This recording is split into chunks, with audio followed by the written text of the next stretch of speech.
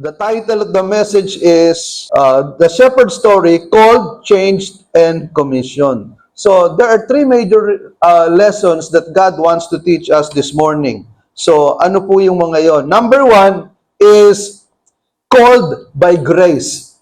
Ibig sabihin, sa Tagalog, tinawag ayon sa biyaya. Ang sabi po dito sa Lucas Kapitulo 2, talatang 8 hanggang 10. Sabi dito sa verse 8, doon ay may mga pastol na sa parang at nagbabantay ng kanilang mga tupa ng gabing iyon. At tumayo sa harapan nila ang isang anghel ng Panginoon at nagliwanag sa kapaligiran nila ang kaluwalhatian ng Panginoon. Ganon din na lamang ang kanilang pagkatakot. Ngunit sinabi sa kanila ng anghel, huwag kayong matakot. Ako'y may dalang magandang balita para sa inyo na magdudulot ng malaking kagalakan sa lahat ng tao. Mga kapatid, makikita natin na yung mga pastol, yung mga shepherds, nagpapastol sila doon sa parang na andun yung mga tupa. At doon sa pagkakataon iyon, doon nagpakita yung anghel. So, isang bagay na gustong ituro sa atin ng Panginoon na dito, yung mga pastol dito, doon sa panahon na napaka-ordinaryo ng kanilang ginagawa, doon sila kinatagpo ng Diyos. Nagpakita yung anghel ng Panginoon. So, God meets us where we are. So, ang tanong siguro, bakit nagpakita yung mga anghel hindi sa mga hari o sa mga prinsipe, kung hindi nagpakita ang anghel doon sa mga ordinaryong mga pastol? Bakit po kaya? Ang dahilan po niyan, because God does not call the rich and mighty, He calls the poor and the lowly.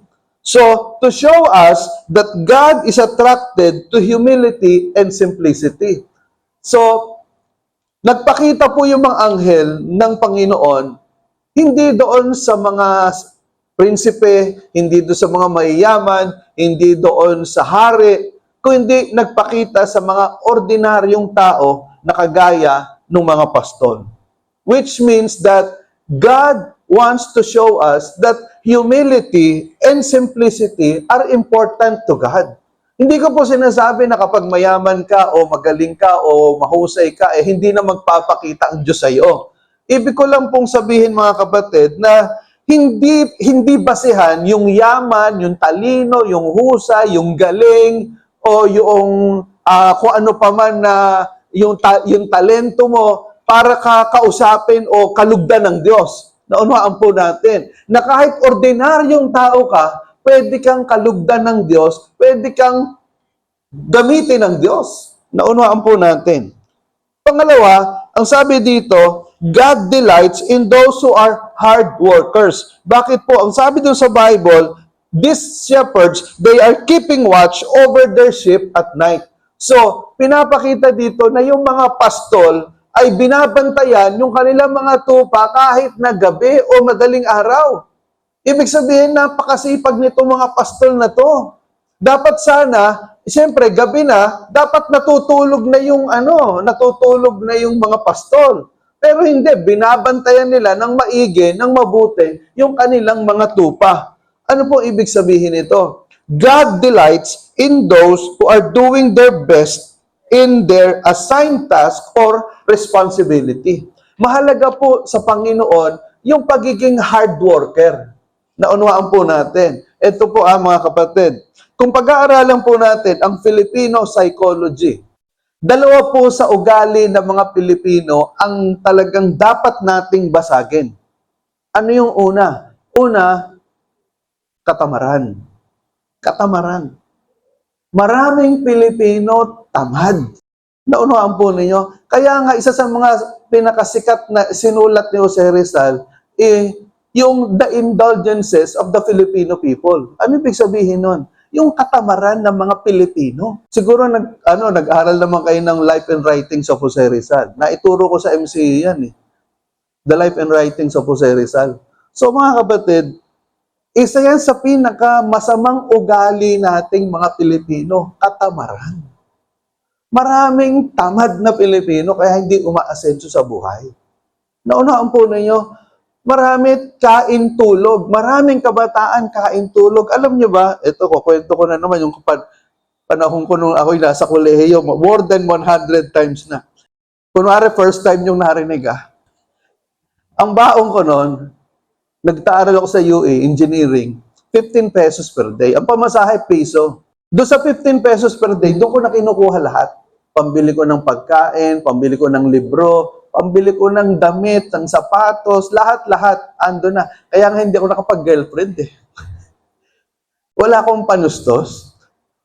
Wala ka nang makakain, mag-girlfriend ka pa. Alam niyo ba, for 6 years na ako nag-aral ako ng engineering, hindi ako nakakain sa Jollibee, hindi ako nakakain sa McDo. Isang beses lang yata ako nakakain sa Dunkin Donuts. Kaya nung nagturo ako sa Grace Christian High School, unang-unang sweldo ko, kumain ako sa Dunkin Donut, kinain ko lahat ng gusto ko. Dunkin Donut pa yun. Pagka ngayon, nakikita ko yung mga kabataan, anytime they want, they can eat at Jollibee, at McDo. Iniisip ko, ang yayaman ba ng mga kabataan ngayon? Kesa nung panahon ko? So, kaya kumukuha ng pera itong mga kabataan na to. Anytime they want, they can eat at McDo and Jollibee.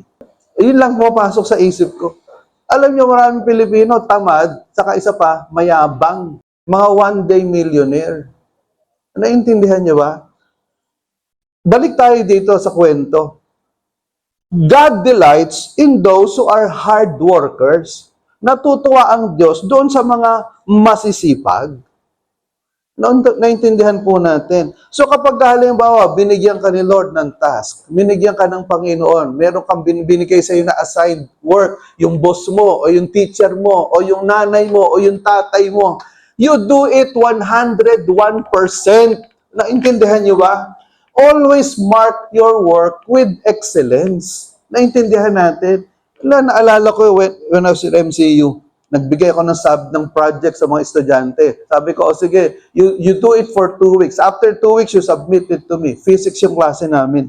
And then merong isa, sinulubong ako sa corridor, medyo bading-bading pa. Nag-submit ng 1-page report. Ang sabi sa akin, Sir, best ko yan. Alam niyo, panting yung tenga ko. Dahil sabi ko, you submit it to me, typewritten, in folder, ganito, ganyan. Nag-submit 1 page, handwritten. Sabi, Sir, best ko yan. Sabi akin gano'n. Alam, hindi ako nakatest. Sabi ko, if you did your best, you will not submit a report like this. Hindi ko napigilan talaga yung sarili ko, nilukot ko sa harapan niya. Sabi ko, sa'yo na yan. Hindi ko kayang tanggapin yung best mo. Naintindihan niyo ba mga kapatid? So, ibig sabihin, kung meron kang binigay sa'yo si Lord, gawin mo ng mahusay.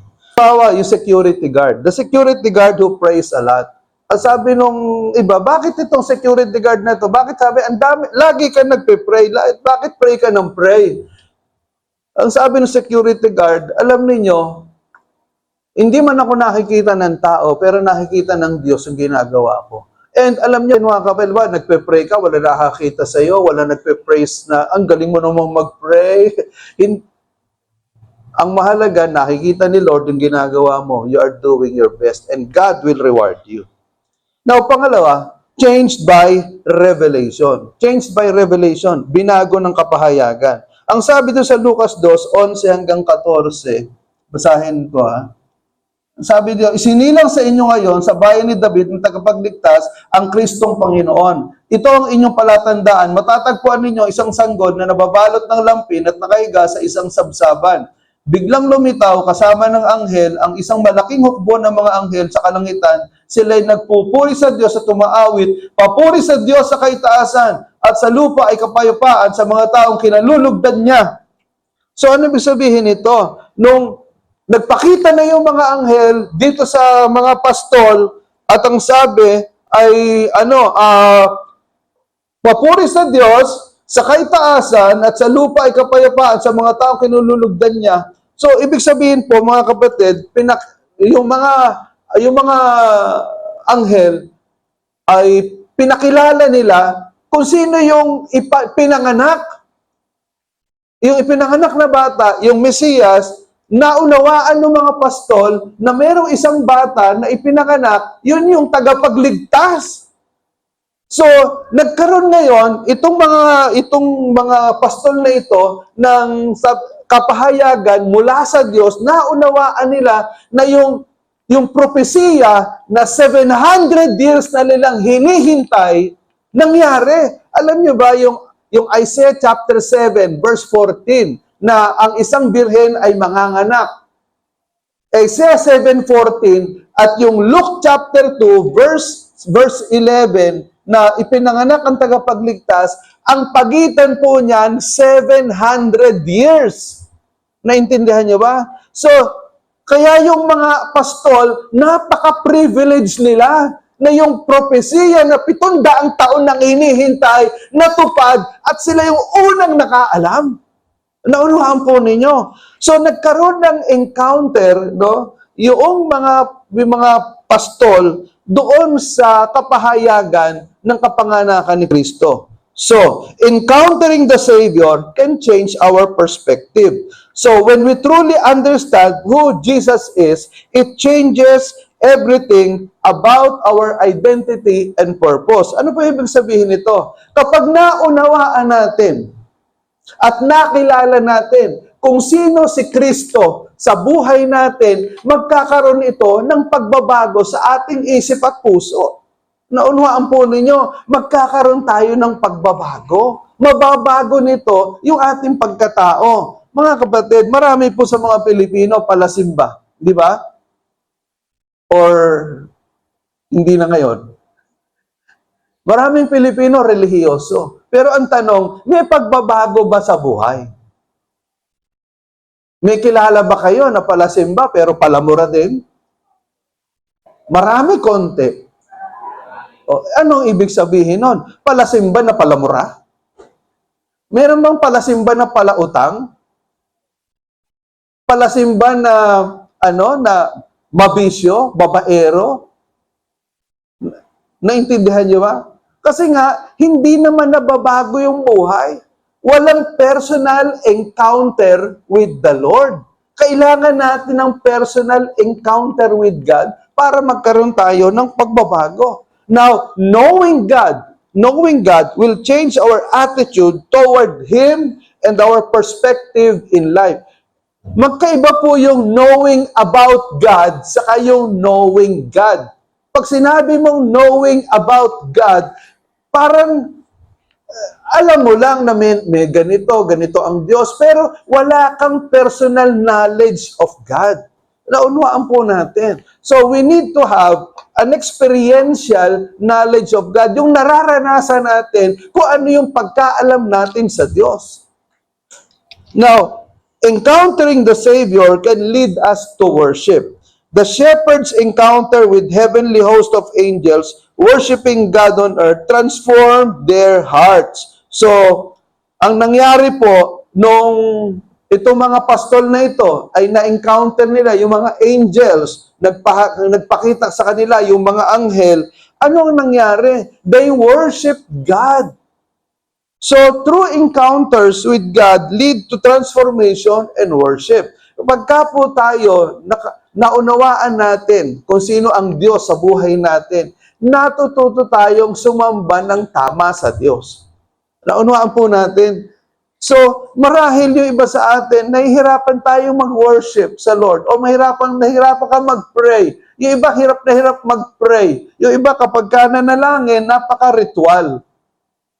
Ito when was the last time na nung umiyak ka sa panalangin?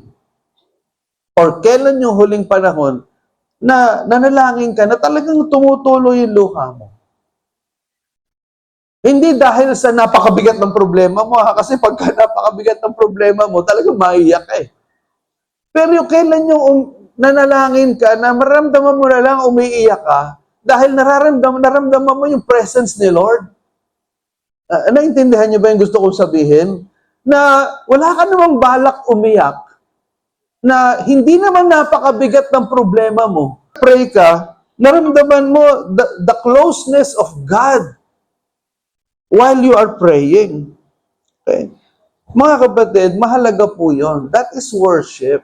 No? Okay? Now, pangatlo, major lesson, commission to proclaim. Itinalaga para magpahayag. So, ang sabi po doon sa binasa natin, Luke chapter 2, verses 15 to 20, nang makaalis na ang mga anghel, pabalik sa langit, ang mga pastol ay nag-usap-usap. Tayo na sa Bethlehem, tingnan natin ang pangyayaring ito na ibinalita sa atin ng Panginoon. Nagmamadali silang pumunta roon at natagpuan nila si Maria at Jose at naroon ang sanggol na nakahiga sa sabsaban. Nang makita ng mga pastol ang sanggol, isinalaysay nila ang sinabi ng anghel tungkol dito. Namangha ang lahat ng nakarinig sa sinabi ng mga pastol. Tinandaan ni Maria ang mga bagay na ito at ito'y kanyang pinagbulay-bulayan. Umalis sa mga pastol na nagpupuri sa Diyos at nagpapahayag ng kanyang kadakilaan dahil sa lahat ng narinig nila at nakita ayon sa sinabi ng anghel. So, ito pong mga pastol na ito, hindi lang nila nakita yung mga anghel, kung hindi ibinalita nila yung kapanganakan ni Kristo. So, they were commissioned to proclaim or itinalaga para magpahayag. Now, ang ginawa po nila, dali-dali silang umalis, dali-dali silang pumunta doon sa kung saan pinanganak yung bata. Immediate obedience. So, the shepherds didn't hesitate. They went quickly to find the baby. Hinanap agad nila, nasaan ba pinanganak yung bata? So, pinuntahan agad nila. Hindi na sila nagpatumpik-tumpik na saka na natin puntahan. Bukas na, next week na, or next month na. Hindi. Hinanap agad nila, iniwanan nila yung mga tupa, at hinanap nila nasaan ba yung bata. So, ganun po ginawa ng mga pastol. Now, in application, when God calls us, our response should be immediate and wholehearted. Kapag tinawag ka ng Panginoon o may pinapagawa si Lord sa iyo, huwag mo nang ipagpabukas pa. Huwag nang next week. Huwag nang next month. Alam niyo, tandaan natin na sa Panginoon, mahalaga ang panahon. God is a God of proper timing. Naunawaan po natin. I want you to understand this, so listen. Kapag may pinapagawa ang Diyos sa iyo, may inuutos ang Diyos sa iyo, gawin mo na agad. Kasi kapag hindi mo ginawa yan, at dinelay mo pa, yung blessing mo delayed din. Yung plano ng Diyos sa iyo, delayed din. Naunawaan po natin. That is why, if God is telling you to do something, do it right away. Now, sharing the Savior. After seeing Jesus, the shepherds told others what they had experienced. Their testimony caused amazement among the people. Ibig sabihin, nung nakita nila yung baby, nakita nila yung kung saan pinanganak yung bata. Ang sabi ng mga Bible scholars, si Jesus ipinanganak sa kuweba. Hindi lang basta sabsaban, kung hindi sa isang cave pinanganak si Jesus. So, maaring doon nga pumunta yung mga pastol. Nung nakita nila si Jesus, yung Messiah, ipinangaral nila doon sa iba. They shared what they saw to others. Now, in application, like the shepherds, we are called to share the story of Jesus with joy and gladness. Kapag ka po nag-share tayo, mga kapatid, ng salita ng Panginoon, dapat may kasiyahan. Kagaya po kahapon, nung tayo namimigay ng Christmas boxes, yung mga kapatiran natin dito, pinapanood ko, ang saya-saya nila na nagsishare ng gospel. Nakarinig na ba kayo ng facial testimony? Ano yung facial testimony? Yung mga mukha. Kapag kayang mukha, ang tunay na anak ng Diyos, yung mga mukha niyan, maayos yan. Hindi yan mga sarado na nakasimangot na mukhang mga... Hindi ba pagka tunay na anak ng Diyos, mukhang anghel eh. Hindi mukhang demonyo eh. Kasi ang tunay na anak ng Diyos, mayroong facial testimony. Naintindihan po natin. So like the shepherds, we are called to share the story of Jesus with joy and gladness. Now, ang sabi po sa Marcos 16, talatang 15, pagkatapos, sinabi ni Jesus sa kanila, humayo kayo sa buong mundo at ipangaral ninyo ang magandang balita sa lahat ng tao. So, merong isang babae na ang sabi niya, 10 years na akong Christian, pero bakit parang walang nangyayari sa buhay ko? Bakit napaka-ordinaryo ng buhay ko? Until one time, the pastor preached on Mark 16:15. Ito nga, ipinangaral ng pastor, yung Marcos 16, talatang 15. Na-convict yung babae. Sabi niya, nako, ano kaya ibig sabihin nito? Iba yung pakiramdam niya, parang nagiinit yung dibdib niya habang nakikinggan niya yung sermon ng pastor. At nanawagan yung pastor kung sino ang gustong magmisyon sa isang lugar sa Asia, tumayo at kausapin ako mamaya after the worship service. So itong babaeng ito na ang pakiramdam niya napaka-ordinaryo ng pagkakristyano niya, na-convict siya at sinabi niya, Pastor, kinakausap ako ng banal na Espiritu, nangungusap ang Holy Spirit sa akin na tumugon sa panawagan ninyo na magmisyon dito sa parte ng Asia na ito. So, sabi ng pastor, o sige, umattend ka ng training for 1 month at ipadadala kita short-term mission for 3 months. Sumama ka sa ating mga missionary for 3 months doon sa lugar na yon. And you know what happened? Nung pumunta itong babaeng ito, unti-unti naramdaman niya yung fulfillment sa buhay niya. Nagkaroon siya ng kasiyahan. Ang pakiramdam niya parang ang saya-saya niya nung siya ay nagmi-mission doon sa parte ng Asia na yon. At hindi lang yon, doon niya nakita yung kanyang lifetime partner. Kaya yung mga babae dito, mag-short-term missions kayo, malay ninyo, doon nyo makita yung inyong mga lifetime partners. Okay? So, what are the 3 lessons from the shepherds na gustong ituro sa atin ng Panginoon? Una, shepherds show humility. Their lowly status reminds us that God values humility and simplicity over worldly status. Ano ba yung sabihin nito? Yung mga pastol, tinuturuan tayo na magpakababa, maging mababa. Ibig sabihin, magpakumbaba. Hindi yung bang pinahalagahan natin yung katanyagan. Kung hindi, matuto tayong magpakumbaba. What are the 3 enemies of humility? Okay, what are the 3 enemies of humility? Number 1 is pride and boastfulness. Kayabangan. So, ano ba yung pride and boastfulness? It is the attitude of knowing better or being better than others. Ibang feeling mo na ang galing mo, ang husay mo, makinig kayong lahat kasi kayo, wala kayong mga alam, ako lang ang may alam dito, kaya pakinggan ninyo ako. Or, wag na yan, hindi ko kailangan ng suggestion mo. Kasi yung suggestion mo, walang binatbat yan sa alam ko. So, kayabangan.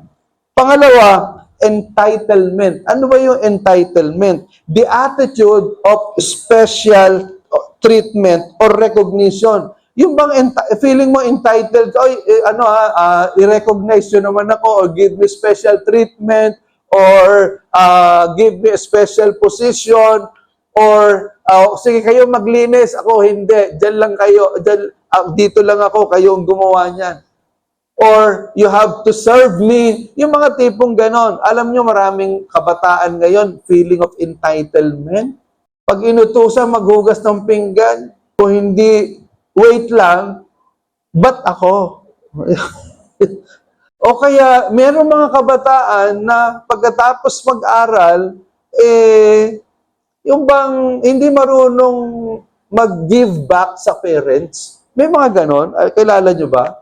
Na may mga, pagkatapos silang pag-aralin ng mga magulang, sumusweldo, pero sa sarili lang nila. Hindi marunong tumulong sa mga magulang. Feeling of entitlement. Pangatlo, arrogance. feeling of superiority and rejecting the opinions or advice of others or criticism or correction from others. May mga tao na ang feeling nila superior sila doon sa iba dahil magaling ako, mahusay ako, ako lang ang pakinggan ninyo. O kaya naman, yung bang kapag kinikriticize or kinokorek, hindi matanggap yung correction or criticism. Pagka kinokorek mo or pinupuna mo, nagagalit. Meron bang kilala kayong mga ganon? Na kapag halimbawa, Brad, ba't naman ganyan ang gawa mo? O baka pwedeng ganito ang gawin, baka pwedeng ganito. Sabi, ano ka ba?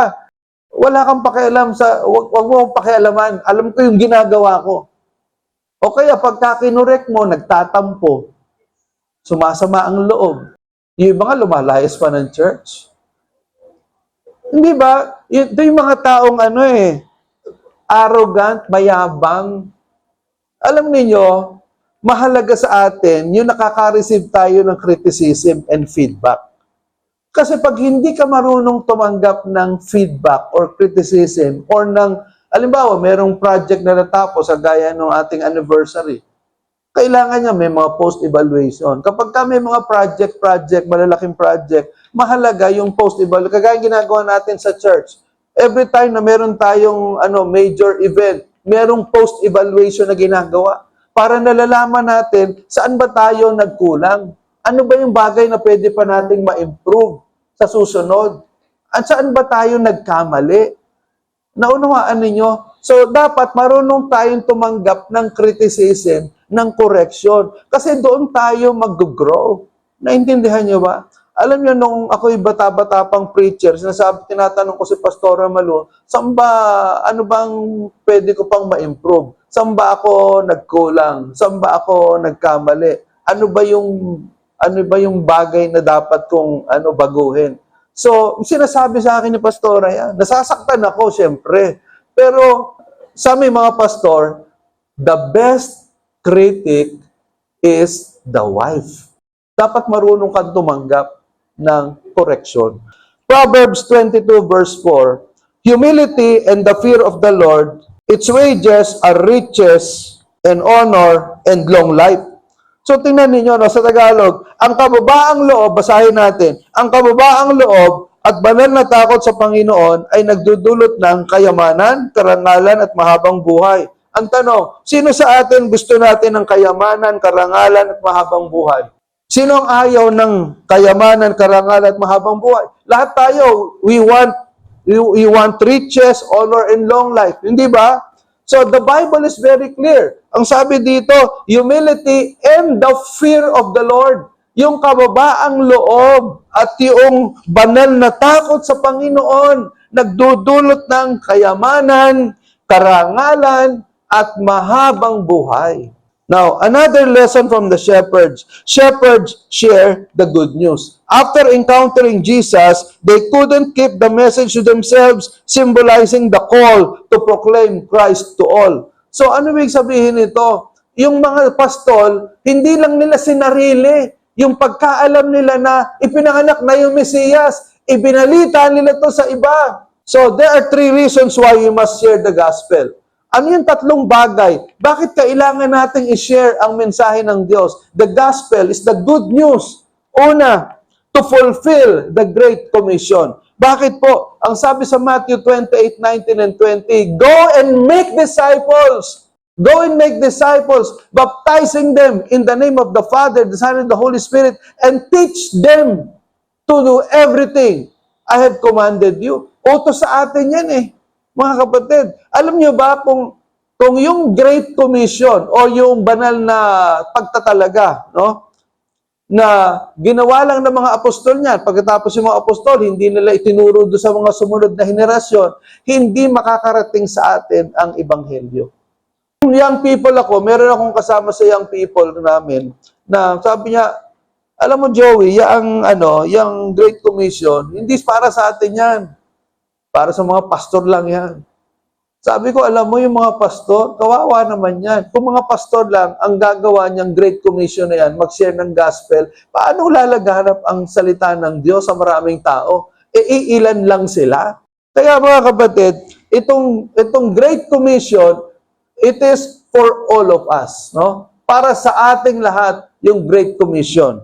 We need to share the gospel in order to fulfill the Great Commission. Pangalawa, to save people from hell. Bakit natin kailangang i-share ang gospel? It is because people will go to hell if they will not believe in Jesus Christ. Ito po ang tanong ko sa inyo. Ilan sa mga mahal nyo sa buhay, nagsuko na ng buhay kay Kristo, kilala si Kristo bilang Panginoon, tagapagligtas at Diyos ng kanilang mga buhay?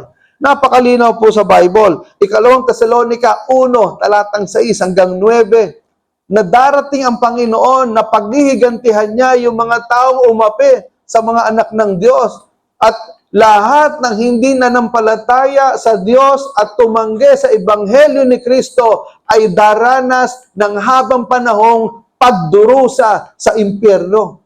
Napakalinaw po nito, 2 Thessalonians 1, 6-9. Lahat ng tumanggi sa Ebanghelyo ni Kristo ay parurusahan ng habang panahon. Ang tanong, yun bang kapatid mo, yung nanay mo, yung tatay mo, yung boyfriend mo, yung girlfriend mo, yung kumari mo, yung kumpare mo, naisuko na ba nila ang buhay nila kay Kristo? Tinanggap ba nila ang Ebanghelyo ni Kristo? Kung hindi pa nila tinatanggap ang Ebanghelyo ni Kristo, pag namatayan, habang panahon niya na magdurusa sa impyerno. Ang sabi na Pastor, bait naman tatay ko, mabait naman ang nanay ko, siguro naman yung mabait na tao sa langit pupunta. Mga kapatid, kung kabaitan ang daan patungo sa langit, bakit kailangang mamatay pa ni Kristo sa krus? Naintindihan niyo ba yon? Kung ba, magpakabait na lang tayong lahat para pumunta tayo sa langit. Bakit kailangan magkatawang tao ni Kristo? Bakit kailangan ang Diyos magkatawang tao, ipanganak, at lumaki, tumanda, at the age of 33, ipako sa krus? Bakit kailangan pa yon? Kung pwede naman pala tayong pumunta sa langit kung magpapakabait lang tayo. Naintindihan niyo ba? Kaya nga napakahalaga mga kapatid, na tayo isuko natin ang buhay natin kay Kristo. Tanggapin natin ang Ebanghelyo ni Kristo. Now, in number 3, to demonstrate God's love. Ang sabi sa John 3:16, for God so loved the world, sapagat gayon na lamang ang pag-ibig ng Diyos sa sanlibutan na Kanya ibinigay ang Kanyang bugtong na anak upang sino mang sumampalataya ay huwag mapahamak, bagkus magkaroon ng buhay na walang hanggan. That is the reason why we must share the gospel. To fulfill the Great Commission, utos yan. Pangalawa, to save people from hell. Pangatlo, para ipakita natin ang pag-ibig ng Diyos according sa John 3:16. Now, the third lesson from the shepherd, shepherds seek the Savior by faith. So immediately, they responded to the angel's message, demonstrating that faith requires action and urgency. So nung narinig nila yung mensahe ng mga anghel, ginawa nila, agad-agad, hinanap nila yung bata. So ano ibig sabihin nito? Yung pagsunod, obedience with faith. Okay? Because, listen, faith without obedience is nothing. Faith must be accompanied by obedience. Okay? There are 3 ways to increase our faith. Tandaan nyo, PWD. Gusto mong ma-increase yung faith po. Number 1, prayer. Pray a lot. Manalangin kang mabuti. Manalangin ka lagi because if you do not pray, your faith will not grow. Prayer feeds faith. Pangalawa, the Word of God. You read the Word of God. 1 chapter in the Bible is just 7 minutes. Don't tell me that you don't have 7 minutes a day to read the Bible. Mga kapatid, nakakahiya naman sa Diyos. 7 minuto, wala ka. Maghapon ka nga sa harap ng TV. Maghapon ka nga nagpe-Facebook. 7 minutes, wala ka to read 1 chapter in the Bible. So, you read the Word of God so that your faith will grow. Pangatlo, demonstration. Ibig sabihin ng demonstration, you apply what you have read from the Word. Without application of the Word of God, that is what you call spiritual abortion. Ibig sabihin, hindi mo ina-apply. Ang dami mong nababasa, ang dami mong alam, hindi mo naman ina-apply. Walang mangyari sa'yo. Hindi lalago ang faith mo. Hindi mo ina-apply eh. Mga kapatid, no? May kakilala ba kayo na attend ng church, nagbabasa naman ng Bible, pero hindi lumalago yung faith, hindi nagmamature yung faith? May kakilala kayong ganon? Meron, wala? Meron ganon, di ba? Attend ng church, pero hindi nag-grow yung faith. Why? Because there is no demonstration. You need to act on what you read. You need to act on what you know. So mga kapatid, finally, in conclusion, this Christmas, let us all be like Jesus Christ. Basahin natin yung Filipos 2:5 hanggang 8. Naway magkaroon kayo ng kaisipan na tulad ng kay Kristo Jesus, kahit taglay niya ang kalikasan ng Diyos, hindi niya ipinagpilitang manatiling kapantay ng Diyos. Sa halip, kusa niyang binitawan ng pagiging kapantay ng Diyos at namuhay na isang alipin. Ipinanganak siya bilang tao, at nang siya'y maging tao, nagpakumbaba siya at naging masunurin hanggang kamatayan. Maging ito man ay kamatayan sa krus. Mga kapatid, this is one of the most beautiful passages in the entire Bible. Napakaganda nito. Dahil ang sabi dito, kahit daw taglay ni Kristo, yung kalikasan ng Diyos. Ibig sabihin, si Kristo, Diyos, ang linaw. You don't need to go to a seminary in order to understand the meaning of this passage. Ang sabi diyan, taglay niya ang kalikasan ng Diyos. Hindi niya ipinagpilitang manatiling kapantay ng Diyos. Sa halip pusa niyang binitawan ang pagiging kapantay ng Diyos. Bakit binitawan ni Kristo yung pagiging Diyos? Sa ibang salin, hinubad niya yung kanyang pagka-Diyos. Bakit hinubad ni Kristo yung kanyang pagka-Diyos?